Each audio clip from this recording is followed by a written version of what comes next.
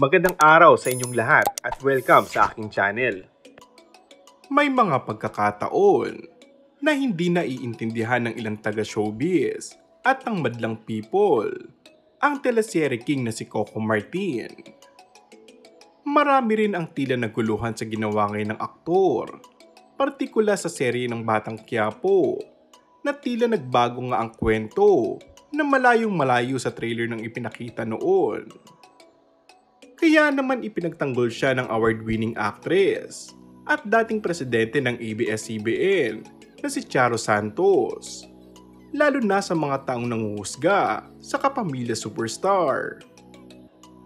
Magkasama ngayon sina Charo at Coco sa action drama series na FPJ's Batang Quiapo, kung saan gumaganap sila bilang maglola. Puro papuri ang ibinigay ni Charo kay Coco.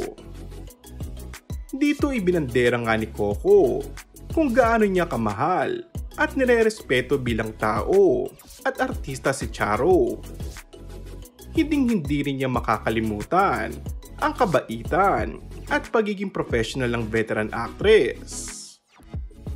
Patuloy pa rin niya, maaring hindi nila ako naiintindihan, pero yung gusto ko lang, dedikasyon sa trabaho at nanggagaling lang sa pagmamahal ko sa aking propesyon, pagmamahal ko sa industriya.